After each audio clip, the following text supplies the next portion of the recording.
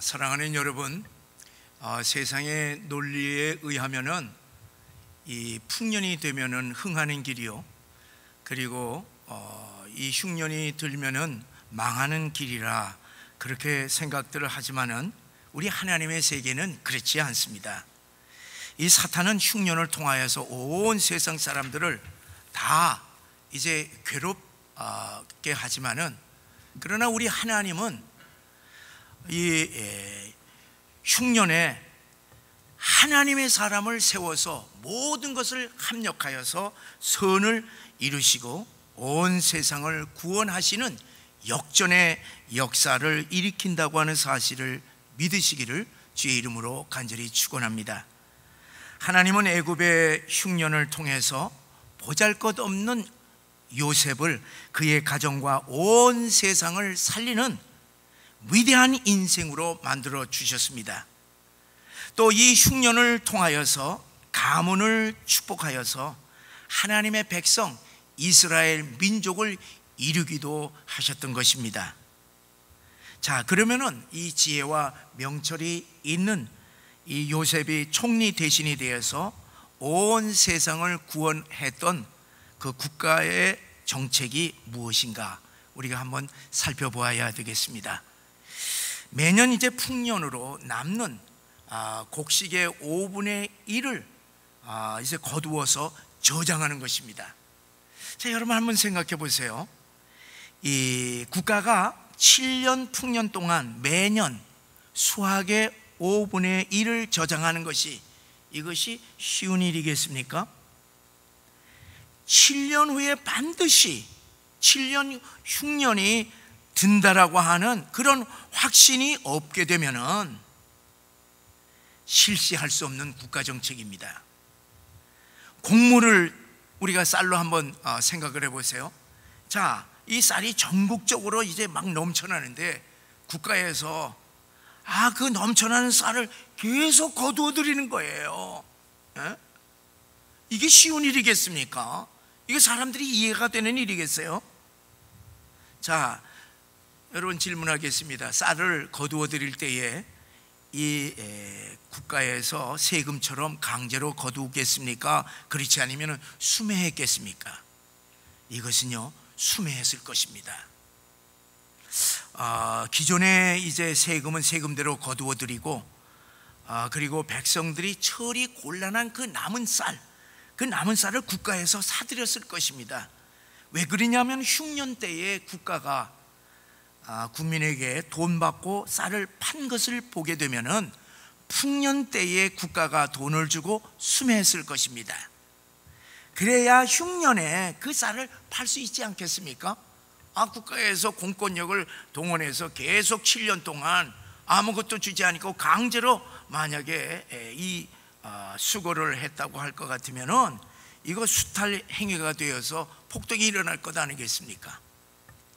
자, 그런데 국가가 매년 수매를 하려면은 국가 재정이 많이 소요될 것입니다. 자, 창고를 많이 지어야 되죠. 그리고 그 창고에 곡식을 많이 재워놓고 그걸 관리를 잘 해야 될 것 아니겠습니까? 그러려면 재정이 많이 들어갈 것입니다. 7년 풍년, 7년 흉년이 온다는 이 요셉의 해몽이 아무리 신통해도 7년 동안 국가 정책으로 계속 그 남은 쌀을 계속 쌓는다고 하는 것은요, 그건 쉬운 일이 아닙니다. 이것은 바로 왕과 그리고 요셉의 그 굳건한 믿음이 없이는 불가능한 일일 것입니다. 자, 이 풍년의 때예요. 요셉의 놀라운 지혜를 우리가 한번 생각해 보겠습니다. 국가가 수매를 하니까 국가 재정이 많이 소요되지만은 요셉의 계산은요, 달랐습니다. 풍년 때 쌀값이 어떻게 되겠습니까? 전국적으로 쌀이 풍년이 되어서 막 수확이 넘쳐나게 되면 쌀값이 어떻게 되겠어요? 폭락일 것 아니겠습니까? 우리나라 같으면 그거 갈아엎을 거예요. 우리 매년 보면은 그냥 갈아엎잖아요. 이거 풍년이 확 너도 나도 다 하면 그냥 풍년이 돼서 다 갈아엎잖아요. 그런데 국가에서 그것을 꼬박꼬박 매년 수매를 해서 다 사주는 것입니다. 그러니까 백성들은 풍년 들어서 그냥 잘 먹고 잘 사는 거예요. 그냥 살만 납니다. 호황이에요. 돈이 들어오는 것입니다.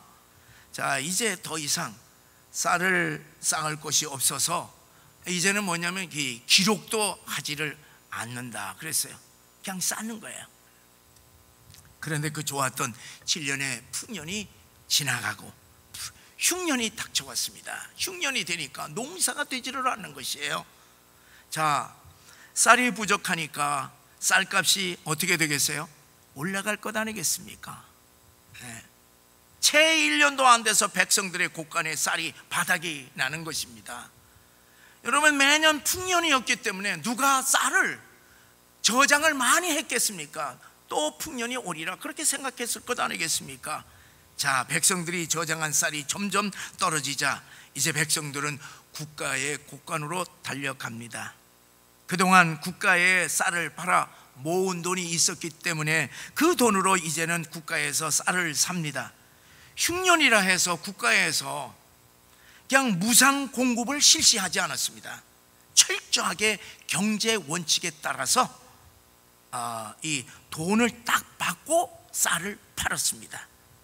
주변 국가들도 모두 흉년이 들었기 때문에 주변의 국가들도 모든 민족이 돈을 싸가지고 와서 쌀을 사갔습니다. 자, 해가 거듭할수록 흉년이 극심하니 쌀값이 어떻게 되겠어요? 계속 올라갈 것 아니겠습니까? 싸게 주어서 이제 비싸게 파는 거예요. 자, 돈 떨어지자 이제는 가축을 가져왔습니다. 가축이 떨어지니까 이제 부동산, 땅을 국가에 팔았던 것입니다. 먹고 살아야 하니까 돈도 가축도 뭐 아파트, 땅 이거 완전히 폭락이에요. 다 폭락. 그 나중에는 자기 몸까지 이제 팔아서 양식을 구했어요. 왜 그렇습니까?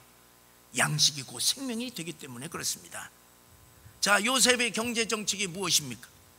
7년 대흉년을 지나는 동안 한 번도 곡식을 백성들에게 공짜로 나눠주지 않았던 것입니다. 자, 요셉이 왜 그 풍성한 곡식이 있는데 왜 그거를 그냥 나눠주지 않았습니까? 자, 흉년이 들게 되면 국가에서 당연히 어려움 당하는 사람들에게 이제 곡식을 풀어서 살려야 되지 않겠습니까? 그런데 요셉은요, 철저하게 곡식을 팔았습니다. 공짜로 주지를 않았습니다. 왜 그렇겠습니까? 하나님의 뜻이기 때문에 그렇습니다. 여러분, 하나님은 죄범한 아담에게 창세기 3장 19절에 보면은 땀을 흘려야 먹을 것을 먹으리라. 그래서 일하고 먹고 살라고 그랬습니다. 그냥 살지 말고 일하고 일한 대가로서 그 정정당당하게 먹고 살라. 그것이 하나님의 뜻입니다. 여러분, 십계명 제4계명이 어떻습니까? 출애굽기 20장 9절에 보면은요, 엿새 동안은 힘써 내 모든 일을 행할 것이나 제7일에는 거룩한 하나님의 날 안식일이니 일하지 말라 그랬어요. 엿새 동안에 모든 사람들이 열심히 일을 해야 됩니다. 놀고 먹으면 안 된다는 얘기입니다. 잠언 6장 6절 8절에 보면 게으른 자여 계미에게 가서 그가 하는 것을 보고 지혜를 얻으라. 먹을 것을 여름 동안에 예비하며 추수 때에 양식을 모으느니라. 왜 개미가 열심히 일을 하냐 하면은 겨울을 준비하기 위해서 여름에 열심히 일을 한다는 것입니다. 그것이 지혜라는 얘기예요. 자, 데살로니가 후서 3장 10절에 보면 누구든지 일하기 싫어하거든 먹지도 말게 하라. 일하기 싫으면 먹지도 말게 하라는 얘기, 명령입니다. 여러분이 일하기 싫어하고 놀고 먹기를 좋아하는 것은요, 자신이 망하는 길입니다. 나라가 망하는 지름길입니다. 그렇기 때문에 성경에서는 공짜 일하고 먹으라는 얘기, 일하고 먹으라는 얘기입니다. 자, 우리 속담에 어떤 게 있어요? 가난은요, 나라님도 구제 못한다고 그랬습니다. 그래서 이거 왜 그러냐? 밑 빠진 독에 물 붓기식이라. 그래서 아무리 그냥 거저주는 것은 이거는 해결이 안 된다는 얘기입니다. 이 가난한 자를 구제하는 것은 부자들의 선한 행위에 들어가지 국가의 정책으로서는 안 된다는 말씀입니다. 국가가 공짜로 주는 행위는요, 당장은 인기는 있을지 모르지만은 백성들을 게으르게 만드는 것입니다. 자, 여러분, 우리가 역사를 보세요. 모든 공산국가, 사회주의 국가들을 다 보세요. 다 어떻게?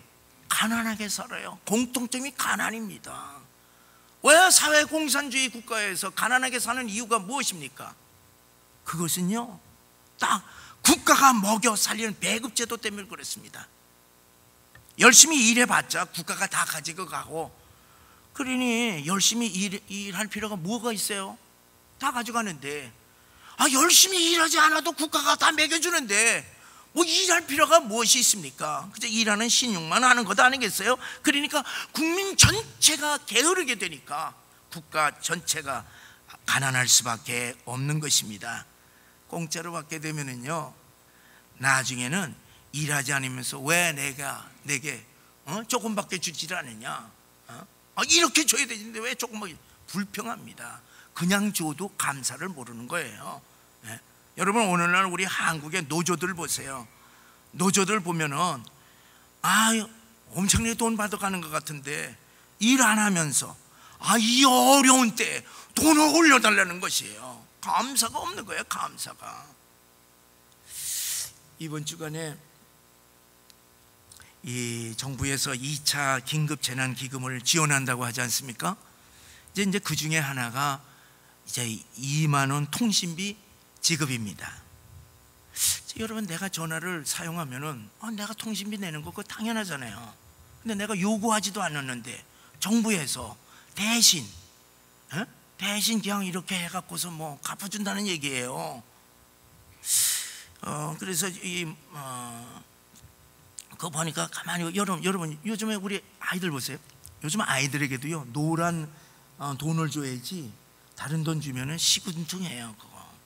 그런데 우리 대한민국 국민들이, 선진 국민이 지금 3만 불이라고 그러는데 이런 국민에게 2만 원 통신비로 사용하라고 그냥 주는 것이에요. 그래서 뭐 저도 문자로 뭐 대신 갚아준다 그러니까 받긴 받지만은 좀 그래요. 기분이 좋지를 않습니다. 근데 이 작은 돈도 30대, 40대, 50대는 안 준다고 그러니까 왜 우리는 안 주느냐, 그렇게 불평하는 거예요. 막 불평한대요. 지금 며칠 전에 이 국가재정의 전문가이고 그리고 이 국책기관인데 그 이제 한국경제연구원의 연구실장 되시는 분이 조선일보와 인터뷰에서 아주 충격적인 얘기를 했습니다. 뭐냐면 문 대통령은 재정지출 중독증에 걸려 있다. 지난 1차 긴급재난기금을 전 국민에게 주지 않고 이번처럼 선별적으로 주었다고 할 것 같으면 지금 2차 긴급재난기금 줄 필요가 없다. 안 줘도 되었다 하는 건 얘기예요. 벌써 4차 추경 예산이고 초유의 재정위기의 문이 열렸다는 것입니다.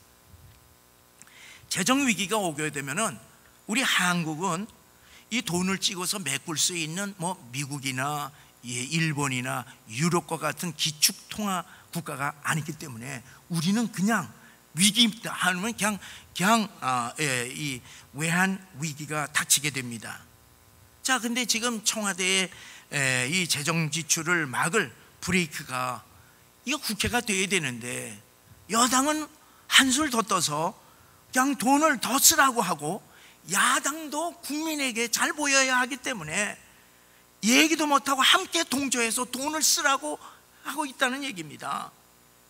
자, 이렇게 국가 재정이 계속 낭비가 되고 있기 때문에 포퓰리즘으로 이 재정 파탄이 나서 망해버린 이 베네수엘라처럼 될 날이 이제 멀지 않았다고 하는 아주 무서운 진단을 내렸던 것입니다.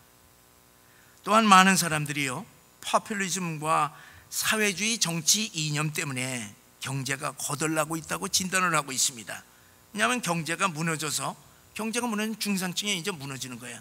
몰락하는 겁니다. 몰락해서 모든 국민이 평등하게 이제 가난해지면은 집권하기 쉽다는 것입니다. 그래서 국가가 재정 지출을 많이 해서 국가 재정에 의존하는 빈곤 계층이 많게 되면 장기 집권에 유리하다고 말하면서 지금 이 나라가 그 길로 간다고 하는 아주 무서운 진단을 내린 거예요.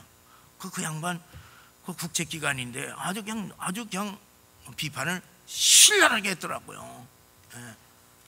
자, 여러분, 그건 뭐 국가 재정은 국가 레벨이고 지금 소상인들이 지금 어떻게 되고 있습니까? 지금 소상인들의 대목인 추석을 맞이하면서요, 추석 경기가 다 사라졌다는 얘기예요. 그래서 한국의 이 모든 재래시장마다 손님이 손님보다 상인이 더 많대. 그리고 작년 매출의 3분의 1에 지나질 않는데 올해가. 그리고 우리 여기 명동의 최고 번화가 이 명동이 지금 어떻게 되느냐, 여러분 한번 가보세요. 지나가 보세요. 가게 5개마다 하나는 문 닫았어요. 에? 최고 번화가 5개마다 하나 문 닫았어. 한국 기업들이 지금 어떻게 되고 있냐, 10개의 기업 중 2개의 기업이 좀비 기업으로 살았으나 죽은 거나 마친 기업이 10개 중에 2개라는 얘기입니다. 그래서 앞으로 지금 현재와 같은 기조로 이렇게 계속하게 되면 6개월 내에 우리 한국 기업의 20%가 문을 닫게 된다 하는 것입니다. 왜 그러느냐, 3년 벌어도 이자도 못 가린다는 얘기예요. 그러니 문을 닫는다는 얘기입니다. 은행도 올해 40개 은행이 문 닫았어요. 자, 지금 서울의 서민이 서민들에게 가장 치명적인 것이 무엇이겠어요?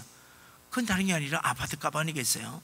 자, 전세가 어떻게 되느냐, 수천만 원 그냥 올라간 거예요. 그리고 억까지 올라간 거야. 그러니까 그동안에 전세 든 사람들이 이거 올라간 이 전세를 어떻게 할 수가 없으니까 이렇게 이제 월세로 바꾸는 것 아니겠어요? 그러니까 이제 그동안에 물지 않고 전세에 살면서 물지 않았던 것을 월세를 삶으로 말미암아 새로운 세금, 집세를 내야 하니 어떻게 서민이 살겠느냐, 아우성인 것이. 자, 장사가 안 돼 소득이 줄고 앞으로 세금 포탄을 생각하면 어찌 살까, 아무 대책이 없어 지금 자살하는 사람들이 점점 많이 늘어나고 있다는 얘기입니다.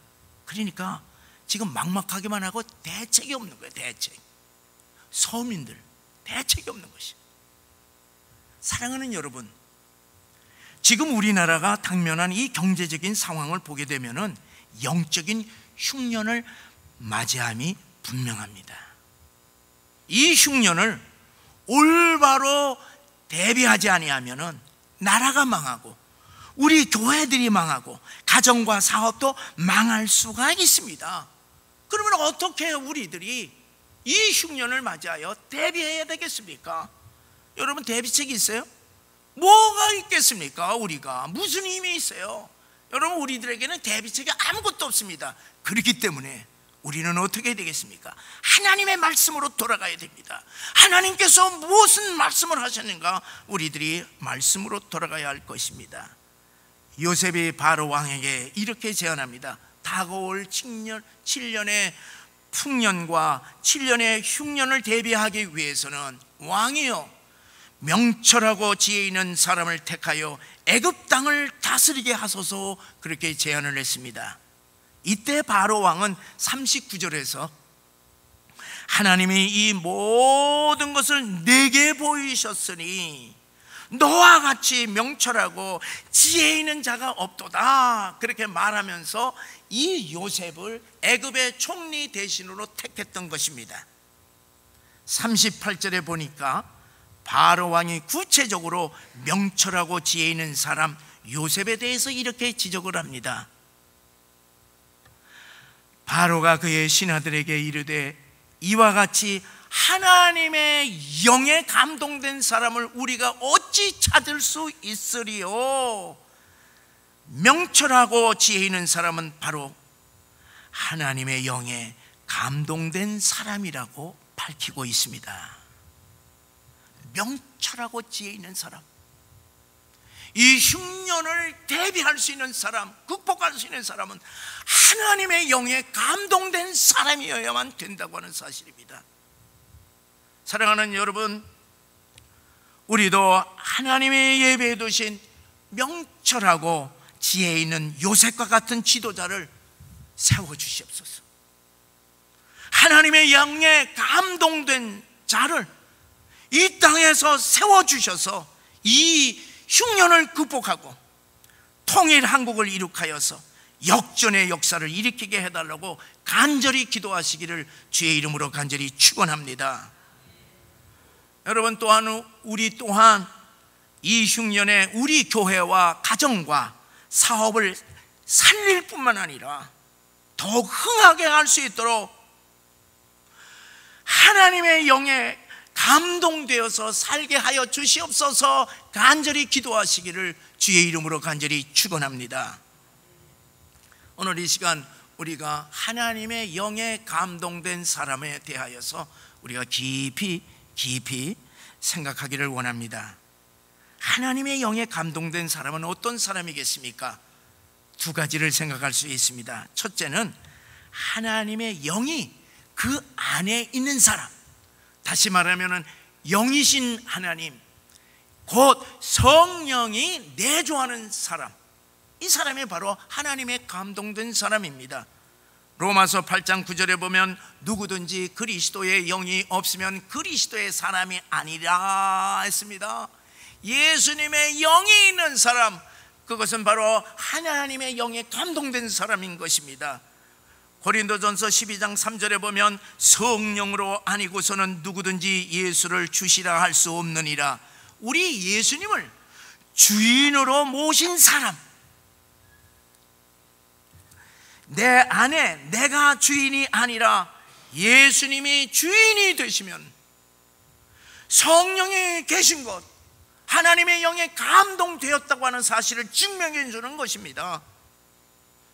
두 번째는요, 하나님이 함께 하시는 사람이라고 하는 것은 곧 말씀이신 하나님, 영이신 하나님이 아니라 말씀이신 하나님이 함께 하는 사람이라고 하는 사실입니다. 저는요, 늘 기도할 때 제가 제일 많이 인용하면서 하나님께 기도하는 성경 구절이 있습니다. 그것은 요한복음 15장 7절의 말씀입니다. 너희가 내 안에 거하고 내 말이 너희 안에 거하면 무엇이든지 원하는 대로 구하라. 그리하면은 이루리라. 그렇게 말씀하셨습니다.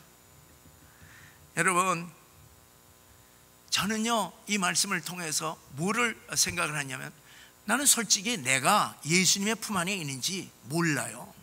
그렇잖아요. 나는 알 수가 없어요. 그러나 내가 분명히 아는 것이 있습니다. 내 안에 뭐가 있느냐? 하나님의 말씀하신 하나님의 말씀이 내 안에 있다고 하는 사실입니다. 이건 분명한 것이에요. 그래서 저는 기도할 때에 그 말씀을 딱 붙잡고 기도하면서 반드시 주께서 약속하셨사오니 이 말씀대로 이루어 주시옵소서. 그렇게 딱 말씀을 붙잡고 기도할 때 하나님의 응답을 많이 받습니다. 그리고 난 기도할 때에 뭐냐면 이미 주신 걸로 미리 생각하고 미리 감사합니다. 사랑하는 여러분, 우리 눈에 보이지 아니하는 하나님이 나하고 어떻게 함께 하시는지 우리 믿는 사람들은 분명히 알아야 됩니다. 여러분, 우리 하나님께서 나가 세상 끝날까지 너희와 항상 함께 하리라 그렇게 약속했는데, 그 나와 함께 하시는 하나님이 어떤 하나님이십니까? 어떻게 우리와 함께 하십니까? 하나님의 영, 그리스도의 영, 성령으로 내 안에 계시는 것이, 하나님의 영이 내 안에 있는 것입니다. 또 예수님이 내 주인으로 계시는 거예요. 내가 주인이 아니에요. 내 주인으로 계시는 것입니다. 그리고 하나님의 말씀이 내 안에 계십니다. 하나님은 성령과 예수님과 하나님의 말씀으로 내 안에 항상 계심을 믿으시기를 주의 이름으로 간절히 축원합니다. 요셉이 하나님의 영에 감동된 사람인 것을 우리는 말씀에서 두 가지로 찾아볼 수가 있습니다. 첫째는 요셉이 바로 왕의 꿈을 해석해 주면서 계속해서 강조해 주는 말이 있습니다. 그건 뭐냐? 하나님이에요. 하나님. 그래서 이 41장 25절과 28절에 보면은 하나님이 그가 하시는 일을 바로에게 보이심이니이다. 그거를 계속 얘기하는 거예요. 하나님이 그가 하실 일을 당신 바로에게 보이심입니다. 하나님을 강조하면서 말을 하고 있습니다. 32절에 보면은 바로께서 꿈을 2번 겹쳐 꾸신 것은 하나님이 이 일을 정하셨음이라 하나님이 속히 행하시리라. 계속해서 바로 왕에게 하나님을 선포하는 것입니다. 하나님을 증거하는 것이. 여기서 하나님이라고 하는 말은 바로가 생각하는 일반적인 신이라고 하는 개념이 아닙니다. 요셉이 얘기하는 하나님이라고 하는 뜻은 인류의 역사의 주인 되시는 하나님을 얘기하는 것입니다. 그래서 그 하나님을 계속 말하면서 바로왕 당신에게 꿈을 통해 하실 일을 보여주신 분도 역사의 주인이신 하나님이시요, 그 일을 성취하실 분도 역사의 주인이신 하나님이십니다. 하나님을 계속 선포하는 것이 이 땅의 최고 권력자인 바로에게 담대하게 역사의 주인 되신 하늘의 하나님 선포하였던 것입니다. 사랑하는 여러분, 우리 인생에서 주어가 누구입니까? 항상 나는, 내가 항상 나입니까? 그렇다면 내가 주인 노릇하는 인생이 되게 되어 있습니다. 우리의 삶의 주어가, 우리 인생의 주인이 내가 아니라 예수님이 되시기를 주의 이름으로 간절히 축원합니다. 예수님이 날 구원하시고, 예수님이 날 사랑하시고, 예수님이 나와 함께 하시고, 예수님이 나의 가정을 주셨고, 예수님이 나의 사업을 주셨고, 예수님이 앞으로 인도하실 것입니다 하는 것을, 예수님을 믿는다고 하는 이 사실을 늘 말하면서 우리 주님이, 예수님이 주인됨을 고백하시기를 주의 이름으로 간절히 축원합니다. 우리 주님이 내 삶의 주인이 되면요, 여러분 어떤 줄 아세요? 삶이 복잡하지를 않습니다. 뭐 근심, 걱정, 염려, 두려움 왜 내가 내 인생의 주인이 되고 내가 모든 문제를 다 해결하려고 그러니까 이게 문제가 되는 것이지. 주님께서 내 인생의 주인이 되셔서 무슨 문제를 만나든지 그게 무슨 주님께 문제가 되겠습니까? 여러분, 우리의 삶에 정말로 주님이 주인이 되시면 내 인생에 문제가 없습니다. 나는 무엇만 하면 됩니까? 주님의 말씀에 순종만 하면 되는 것입니다. 사랑하는 여러분, 주님이 나와 함께 하시니 우리는 뭐합니까? 담대해질 수가 있습니다. 능력 주시는 자 안에서 내가 뭐든지 다 할 수가 있다. 나는 모든 것이 다 형통하다. 나는 승리한다고 얼마든지 고백할 수가 있는 것입니다. 여러분, 악한 영의 세력과 싸운다 하더라도, 영적 전쟁에서도 우리가 왜 집니까? 두려워할 것이 무엇입니까? 하나님이 나와 함께 하시는데 우리는 항상 승리인 것입니다. 여러분, 내 인생의 흉년도 우리 주님께서 대비해 주실 줄을 믿으시기를 주의 이름으로 간절히 축원합니다. 자, 요셉의 인생에서 하나님이 그의 주인이 되어 함께 하시니요, 누가 그것을 알아보았어요? 누가 그것을 알아본 것입니까? 세상 사람들이 하나님이 함께하는 사람인 것을 알아본 것입니다. 세상 사람들이 하나님의 감동이 된 사람을 알아본다는 말씀입니다. 여러분, 창세기 39장 3절에 보세요. 그의 주인이 여호와께서 그와 함께 하심을 보며 또 여호와께서 그의 범사에 형통하게 하심을 보았더라. 이건 누구의 얘기입니까? 보디발 경호대장이 하나님이 요셉과 함께 하심을 보았다고 그랬습니다. 그리고 하나님이 그와 함께 하시니까 범사에 형통한 것을 그가 보았다고 그랬습니다. 여러분, 이 보디발 대장이 요셉에게 하나님이 함께 하신 것을 눈으로 직접 보았기 때문에 그 젊은 그 어린 요셉을 그 엄청난 경호대장의 집에 가정총무로 택하였던 것입니다. 왜? 하나님이 함께 하신 것을 보았기 때문에. 여러분, 창세기 39장 21절에 보세요. 여호와께서 요셉과 함께 하시고 그에게 인자를 더하사 간수장에게 은혜를 받게 하시매 그랬어요. 억울하게 감옥에 들어갔습니다. 그랬는데 하나님이, 간수장이 보니까 하나님이 요셉과 함께 하는 것을 본 것이에요. 하나님이 막 요셉에게 은혜를 주는 것을 봤어요. 그 은혜를 봤기 때문에 그 보잘것없는, 여러분, 거기 이 경호대장이 이 감옥에는요 장관들만 오는, 장관 레벨 고위 직관이 와요. 그 나이도 어린 죄수, 노예, 종, 그 사람을 어떻게 감옥에 총무로 삼을 수가 있습니까? 간수장이 요셉에게서 하나님이 함께 하시는 것을 보았기 때문인 것입니다. 여러분, 오늘 본문에서 바로가 요셉을 보고서 하나님이 함께 하셔서 하나님의 영에 감동된 사람인 것을 바로가 보았기 때문에 그 어린 30세의 요셉을 애굽 전 제국의 총리 대신으로 택하였던 것입니다. 왜? 하나님이 함께 하신 것을 보았기 때문에. 사랑하는 여러분, 우리 주님을 내 인생의 진정한 주인으로 모시고 살 때 세상 사람들이 나를 보고 하나님이 함께 하는 사람이라고 하는 사실을 보게 된다는 것을 아시기를 바랍니다. 여러분의 인생의 주인은 누구입니까? 여러분입니까? 우리 예수님이십니까? 나의 삶을 통하여서 예수 그리스도를 증거하는 여러분과 제가 되시기를 주의 이름으로 간절히 축원합니다. 두 번째로, 요셉이 하나님의 영에 감동된 사람인 것을 알 수 있는 것은 하나님이 어린 시절 요셉에게 보여주신 그 꿈을 항상 붙잡고 살았기 때문인 줄 여러분 믿으시기를 바랍니다.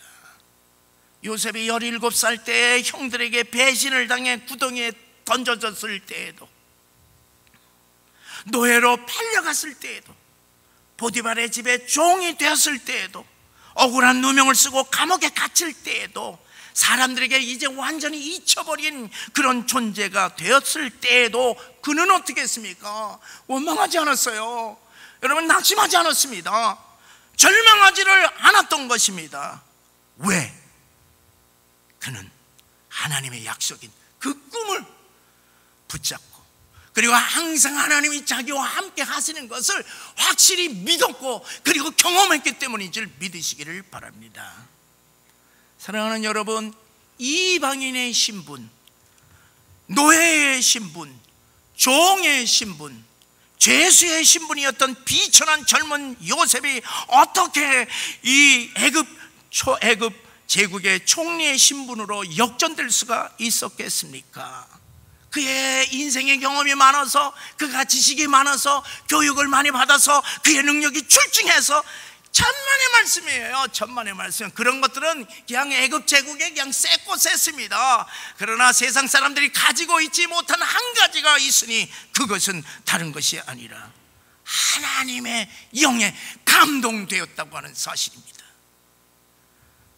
13년간의 인생의 모진 흉년을 맞이하면서도 그는 낙심하거나 타락하거나, 얼마든지 타락할 수가 있습니다. 또 절망하지도 않고 항상 하나님의 영에 사로잡혀 있었기 때문인 줄 믿으시기를 바랍니다. 하나님 한 분만을 붙잡고 하나님을 주인으로 모셨더니 하나님이 항상 함께 하셔서 모든 흉년을 이길 수 있는 명철과 지혜를 그에게 주셨던 것입니다. 그의 인생의 주인이신 하나님께서 이제 때가 딱 차매 그를 세상의 주인으로 높여서 이 세상을 구원케 했다고 하는 사실을 아시기를 바랍니다. 노예였던 죄수였던 요셉이 하나님의 영에 감동되면은 모든 흉년을 극복하고 세상을 구원하였다면 우리 또한 그럴 수 있지 않겠습니까? 우리 또한 하나님의 영에 감동되면 놀라운 하나님의 역사를 일으킬 수 있다고 하는 사실을 믿으시기를 바랍니다. 여러분, 우리가 하나님의 영에 사로잡힌 바 되면은 모든 것을 다 할 수 있다고 하는 사실을 믿으시기를 바랍니다. 하나님의 영은 무엇입니까? 예수 그리스도의 영이십니다. 진리의 영이십니다. 영광의 영이십니다. 그리고 치유의 영이십니다. 그 은혜의 영이십니다. 그리고 모든 것을 이 명철의 영, 지혜의 영, 진리의 영이십니다. 평강의 영이십니다. 그 하나님의 영에 우리들이 사로잡힌 바 되고 감동받게 되면 모든 것을 다 할 수 있다고 하는 사실을 믿으시고, 우리들이 하나님 앞에 기도할 때 하나님이여 나를 하나님의 영으로 감동시켜 주셔서 이 어려운 인생의 문제를 해결케 하여 주시옵소서. 기도하는 여러분과 제가 되시기를 주의 이름으로 간절히 축원합니다. 사랑하는 여러분, 지금 우리나라와 우리 한국 교회에 극심한 영적인 흉년이 다가오고 있다는 것을 영적인 눈으로 분명히 보시기를 바랍니다. 정말로 우리 한국 사회와 교회들이 망할 수가 있습니다.